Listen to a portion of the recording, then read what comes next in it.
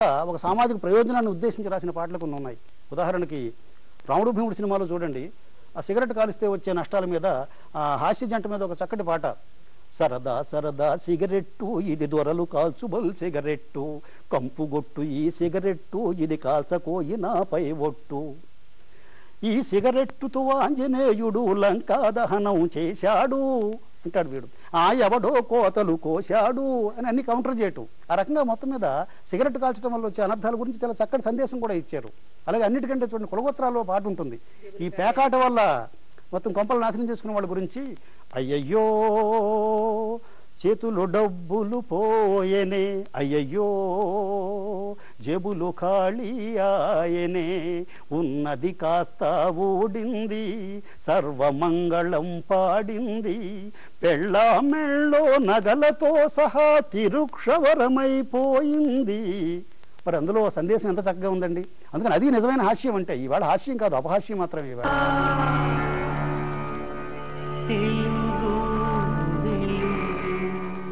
కార్యక్రమంలోకి తిరిగి వద్దాం. అదృష్ట దీపక్ గారు, ప్రసార సాధనాల్లో తెలుగు భాష స్థితి ఎలా ఉందని మీరు అనుకుంటున్నారు? వెనకటి రోజుల్లో చూడండి, రేడియో కానీ లేకపోతే వీటిలో బుచ్చిబాబు గారు, పాలగుని పద్మరాజు గారు, కృష్ణశాస్త్రి గారు ఇలాంటి హేమాహేములు పనిచేయటం వల్ల ఆ భాష యొక్క గౌరవం విలువలు కూడా ఇనుమడించాయి. ఈవేళ ఏమాత్రం అవగాహన లేని వాళ్ళు అంతా రావటం వల్ల భాషను భ్రష్టు పట్టిస్తున్నారు. ప్రచార మాధ్యమాల్లో ఇప్పుడు తెలుగు ఎలా ఉందని మీరు భావిస్తున్నారు? వెనకటి రోజుల్లో తాపి ధర్మారావు గారు, నార్ల వెంకటేశ్వరరావు గారు ఇలాంటి మహామహులు భాషని ప్రామాణీకరించారు. కానీ ఈవేళ భాష గురించి ఏమాత్రం పట్టించుకోవటం లేదు. మీరు గమనించే ఉంటారు, ఎవరన్నా చనిపోయినప్పుడు వచ్చే ప్రకటనలో అశ్రుతాంజలి అనే ప్రయోగం విపరీతంగా చేస్తున్నారు. అసలు అశ్రుతాంజలి అనే ప్రయోగం ఏమిటో నాకు ఇప్పటికి అర్థం కావట్లేదు. అశ్రు నివాళి ఉంటుంది, శ్రద్ధాంజలి ఉంటుంది, కానీ అశ్రుతాంజలి అనే పదానికి అర్థం లేదు. ఆ షష్ఠి పూర్తి చేసుకునేవారు కొన్ని వేల రూపాయలు, లక్షల రూపాయలు ఖర్చు పెట్టి ఆ యాడ్లు ఇస్తున్నారు పత్రికల్లో. నాకు తెలిసి 90% మంది షష్ఠి పూర్తి చేసుకుంటున్నారు. అంటే షష్ఠి అంటే 6, షష్ఠి అంటే 60. ఆ తేడా కూడా లేకుండా లక్షల రూపాయలు ఖర్చు పెడుతున్నారు. అది ఆ పత్రికా రంగంలో ఉన్న పెద్దలు కూడా పట్టించుకోవటం లేదు. కథల్లో, నవలల్లో వస్తున్న భాష పైన కూడా మీ అభిప్రాయం చెప్తారా? చాలా ప్రముఖమైన రచయితలు రాస్తున్నటువంటి నవలల్లో కూడా ఎందుకు ఉపయోగిస్తున్నారో తెలియకుండా, అంటే అందంగా ఉంది పదం అనుకుంటే అసందర్భంగా ఉపయోగిస్తున్నారు. ఆ మధ్య పత్రికలో వచ్చిన సీరియల్లో ఒక వర్ణన ఉంది. అందులో ఆ కథానాయిక మెట్ల నుంచి దిగుతుందట. ఆ అమ్మాయి మెట్ల మీద నుంచి తూనీరంలా చెంగు చెంగున దూకుతూ మెట్లు దిగుతుంది అన్నాడు. అంటే తూనీగా ఆయన ఉద్దేశం. తూనీరం అంటే అమ్ముల పొది, అంటే అచ్చుతో పడి ఉంటుంది ఇది అనుకున్నాను. తర్వాత కొన్నాళ్ళకి అది నవల పుస్తక రూపంలో వచ్చింది. ఆ పుస్తకంలో కూడా అమ్మాయి తూనీరంలాగే చెంగు చెంగుని దిగుతుంది. శ్రీశ్రీ గారు అంతటి మహాకవి కూడా ఆయన రాసిన ఒక పాటలో చిన్న తప్పు ఆయనకే తోచి ఆయన మళ్ళీ సరిచేయించాడు. అల్లూరి సీతారామరాజులో రాసిన పాటలో ప్రతి మనిషి తొడలుగొట్టి సింహాలయ గర్జించాలి అన్నాడు. ప్రతి మనిషి ఏకవచనం కదా, సింహాలయ గర్జించాలని నేనే తప్పు రాశానని చెప్పి ఆయనంతటా ఆయన మళ్ళీ సరి చేసుకుని సింహంలా గర్జించాలని మార్చుకున్నాడు. ఇప్పుడు సినిమాలలో గీత రచన చేయదలుచుకున్న వాళ్ళకి మీరిచ్చే సలహా ఏమిటి? కొన్ని పదాలు ప్రయోగించడానికి ఇబ్బంది వస్తుంది. ఆ పదాలు పరిహరించాలి. అది నిరంతర అధ్యయనం వల్లే వస్తుంది తప్పితే ఎవడో గురువు దగ్గర కూర్చుని యమాత రాజబానసలగం అని చెప్పి నేర్పడం కుదరదు. అందుకు వ్యక్తిగతమైన సంస్కారం వల్ల కూడా ఆ నిజమైనటువంటి పాట రహస్యం అలవడుతుందని నా ఉద్దేశం. ఈనాడు కేవలం బోధనా రంగంలోనే కాకుండా ప్రచార మాధ్యమాల్లోనూ, మరీ ముఖ్యంగా సినిమా రంగంలోనూ కూడా తెలుగు భాష పట్ల ఉండాల్సిన విలువలు ఏవి లేకుండా పోతున్నాయని, తెలుగు భాష దాదాపుగా వారి మాటల్లోనే చెప్పాలంటే హత్యకు గురవుతోందని అదృష్ట దీపక్ గారు ఆవేదన వ్యక్తం చేశారు. ఆవేదన ప్రకటిస్తూనే అంతగా నిరాశ చెందనక్కర్లేదు, ఇప్పటికీ అధ్యయనం ద్వారా గాని, సంస్కారం ద్వారా గాని భాషను కాపాడుకోగలము అనే ఒక ఆశాభావాన్ని కూడా వారు వ్యక్తం చేశారు. సినిమా రంగంలో ఉంటూ సినిమా రంగాన్ని గురించి చాలా ఖచ్చితంగాను, నిర్ద్వంద్వంగాను తన అభిప్రాయాలు ప్రకటించిన అదృష్ట దీపక్ గారికి ఈటీవీ ప్రేక్షకుల తరఫున ధన్యవాదాలు. నమస్కారం అండి.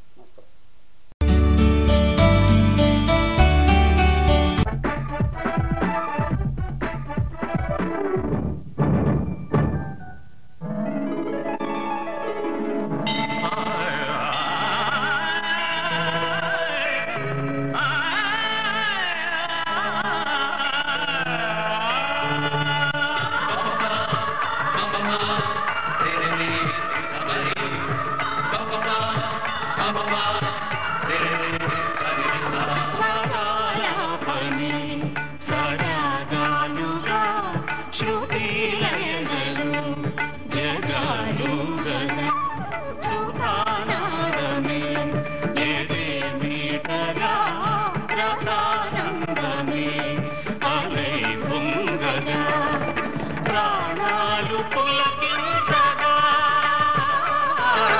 మౌనాలు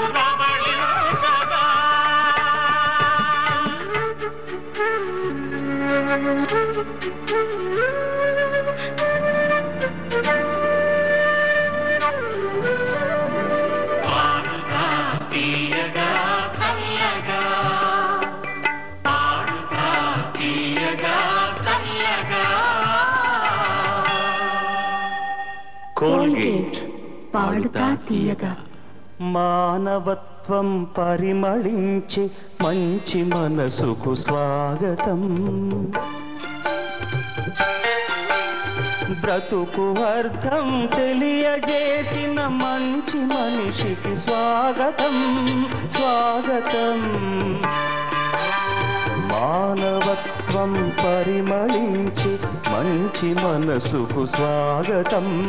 బ్రతుకు అర్థం తెలియజేసిన మంచి మనిషికి స్వాగతం స్వాగతం.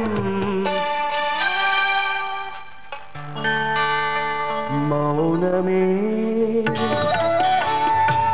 ఉదయరాగమై ఎదలలో అలా కదులుతూ మధు వసంతమై నిలిచింది. మౌనమే ఉదయరాగమై ఎదలలో అలా కదులుతూ మధు వసంతమై నిలిచింది.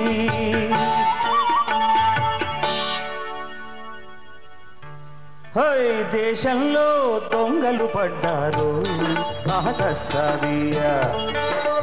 దేశాన్నే దోచుకు తిన్నారు వెళ్ళబోతులు తీయ. ఊసర విల్లిగ వేషం మార్చి గుంట నక్కల మోసం నేర్చి పవిత్ర భారత పుణ్యభూమిలో పాడు పనులకై పట్టా పొంది తల్లాంగు తక్క దిమ్మిత అరే తల్లాంగు తక్క దిమ్మిత. దేశంలో దొంగలు పడ్డారు కాదసాదియా. దేశాన్నే దోచుకు తిన్నారు వెళ్ళబోతులు తీయ తల్లాంగు తక్క దిమ్మిత.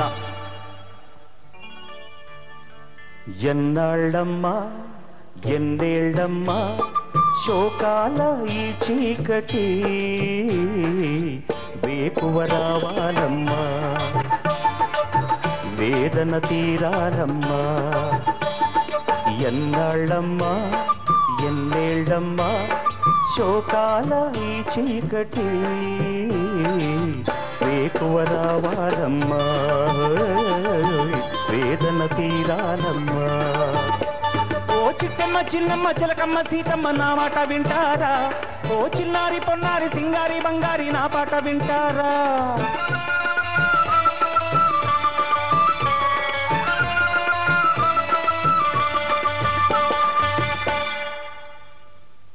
ఇప్పుడు నేను మీకు వినిపించిన 4 పల్లవులు శ్రీ అదృష్ట దీపక్ గారు రాసినటువంటి పల్లవులు. ప్రజానాట్య మండలి నుంచి సినిమా రంగంలోకి ఎంతో మంది రచయితలు కవులు ప్రవేశించారు. ఆ కోవకు చెందిన గేయ రచయిత శ్రీ అదృష్ట దీపక్. తూర్పుగోదావరి జిల్లాకు చెందిన అదృష్ట దీపక్ ఒక పక్క ఉన్నత విద్యను అభ్యసిస్తూనే మరో పక్క ప్రజానాట్య మండలి కార్యక్రమాల్లో చురుగ్గా పాల్గొనేవారు. అందరూ బ్రతకాలి అనే నాటకంలో రక్త కన్నీరు ఫేమ్ నాగభూషణం సీతగారులతో పాటు తాను ఒక పాత్రను పోషించారు. ఎంఏ పూర్తయ్యాక రామచంద్రాపురంలో లెక్చరర్గా పనిచేస్తుండగా మాదల రంగారావు గారితో పరిచయం ఏర్పడడం, ఆయన ప్రోత్సాహంతో యువతరం కదిలింది, ఎర్రమల్లెలు, విప్లవ శంఖం చిత్రాలకు అభ్యుదయ భావాలతో కూడిన పాటలు రాయడం జరిగింది.